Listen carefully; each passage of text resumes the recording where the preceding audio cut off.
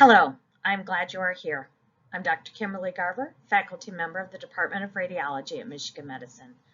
I'm here on behalf of my wonderful colleagues, Dr. Catherine Maturin, who is a wonderful leader in our department and in the field of radiology, and Dr. Amy Young from the Bross Business School and the Center for Positive Organizations. We were fortunate to have 3 undergraduate students assist us in this project, which was funded by a grant from the Michigan Medicine Wellness Office.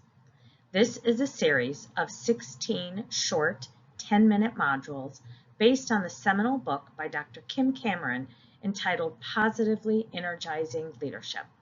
Dr. Kim Cameron is one of the 3 founders of the Center for Positive Organizations, which is trying to change the world of work into a more life-affirming, humane place, while at the same time producing often dramatically higher performance. We have one introductory module that shares the principles of what positive, energizing leadership is and what it can do. The next 15 modules discuss one leadership attribute that was found across many different industries to be empirically validated to improve workplace well-being and performance. The great news is that each of these attributes and behaviors are easily accessible, can be learned, free, and require no additional staff or resources. Today, we will be discussing the 5th attribute, the power of forgiveness for ourselves and others. Let's get started. Learning to forgive ourselves and others for mistakes we make is a critical skill, as no one is perfect.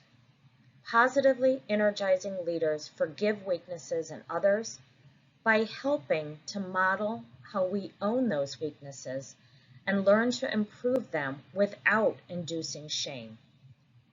De-energizing leaders don't offer forgiveness and try to induce guilt or shame in themselves or others for their mistakes.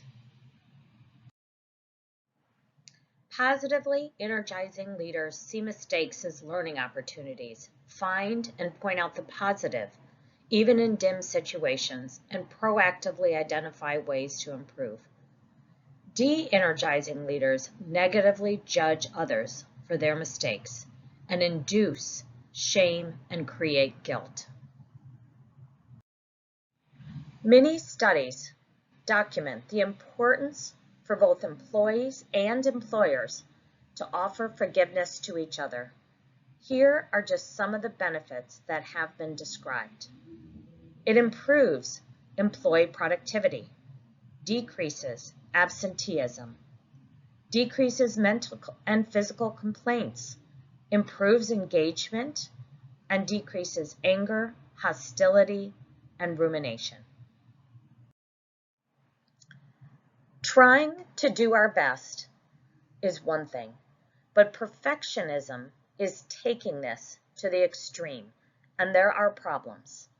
Perfectionism is a common trait among physicians and has detrimental effects on patient care and physician health. Perfectionists strive for flawlessness, set excessively high standards, and tend to be overly critical of their own behavior and of those of others as well.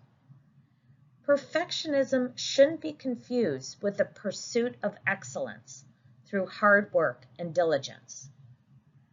And perfectionism often results in the person feeling like a failure, and shame sets in.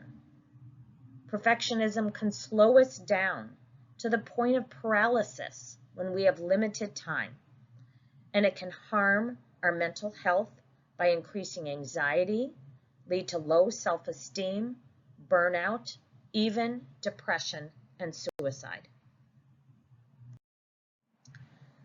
It's really hard to forgive others when we don't even know how to forgive ourselves. So we're going to talk about how important it is to learn about self-compassion, and this is an important start. Dr. Kristin Neff is an expert in the field of self-compassion, and there are 3 important elements to develop self-compassion. The first is that you are kind and understanding to yourself, like you would be to others. The second is that suffering is a common human experience. We are not special or alone in our suffering.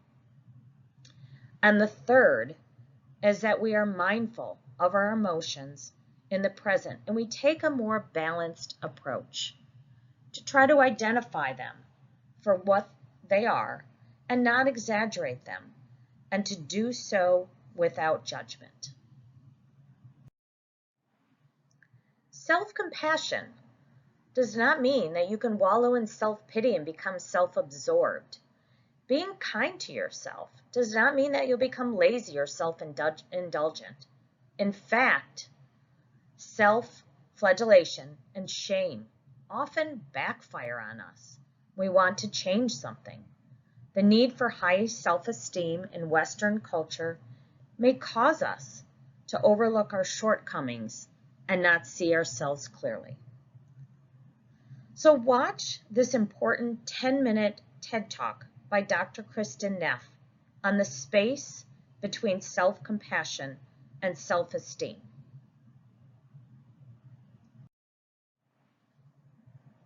Here are some practical ways to learn to practice more self-compassion and to forgive others.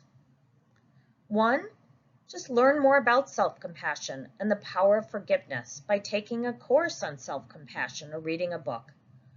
As a leader, talk about your own mistakes and how you recovered and you grew from them.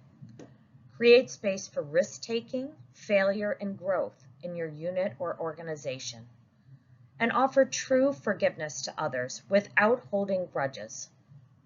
And you'll find it helps you even more than it helps others.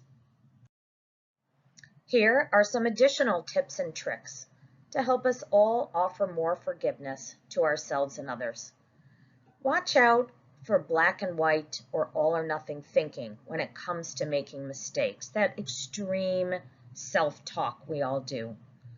Set realistic expectations with the time, skills, and resources that you have.